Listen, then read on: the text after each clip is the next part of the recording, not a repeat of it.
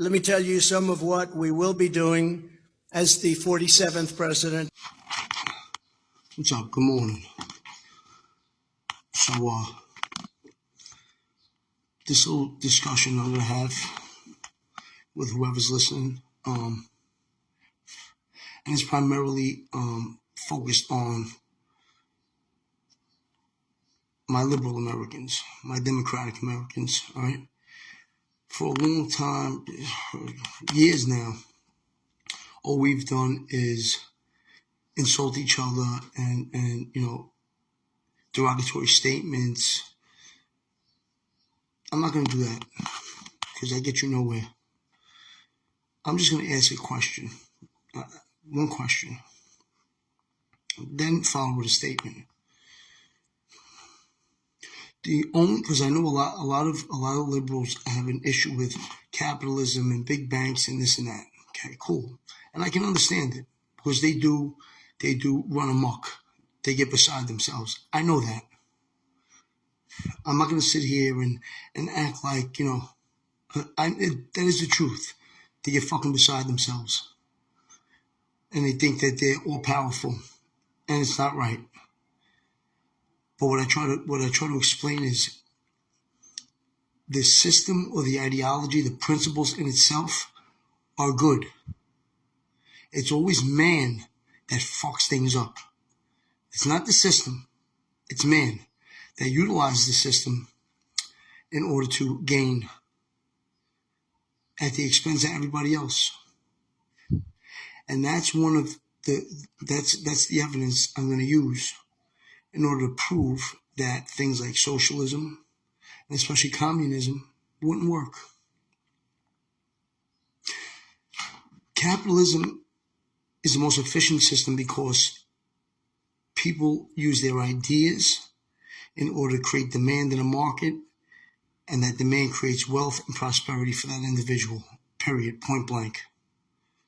The better idea you have, the more demand it creates in any given market, the more wealth and value you'll see your public life and your private life. That's why capitalism works. This is what people don't understand. We're not ready as a life force, okay, as conscious beings, to utilize a system like socialism and communism because they're based on utopian ideas, meaning everybody's equal, everybody does for each other, etc., etc. You know what it is. And that's not reality. It's beautiful theoretically, but pragmatically, practically, it would never work. And every system that's tried it, it's always transformed itself into a tyrannical government that oppresses their people. And any liberal or Democrat that's hearing this right now, that's open-minded and thinks objectively, knows that what I'm saying is the truth. Okay? A lot of people don't like Mr. Trump. I like him because I feel like he's genuine. People might not like what he says because they think he's brash and abrasive and this and that, but at least that abrasive dynamic is real. It's honest. It's not like these other politicians that blow smoke up our ass. They want to piss on your fucking head and tell you it's raining. I'd rather you give me something I don't like, but I know it's real, than you tell me something I want to hear, but it's a bunch of bullshit and it's fake. I can't trust that. The United States is our home. Each and every one of us that were born and raised here, this is our fucking home. And if you don't, I said this in another video, if you don't love home, you love nothing else. If you don't protect home, you will protect nothing else.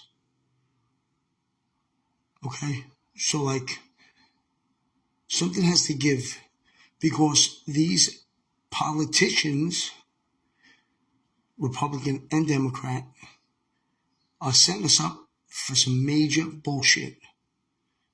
And if you ask my opinion, Mr. Trump is one of the only ones that are really genuinely trying to fight that. Everybody doesn't have to agree with me. But please do me a favor, because you have brilliant people on both sides of the aisle, meaning the general public. I'm not talking about politicians.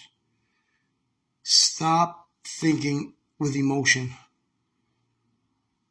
Think with the God-given intellect that you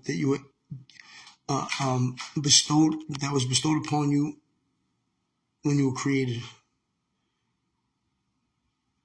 At the end of the day, whatever side of the aisle you're on, you're still an American. And if you're an American, I still got love for you, no matter what.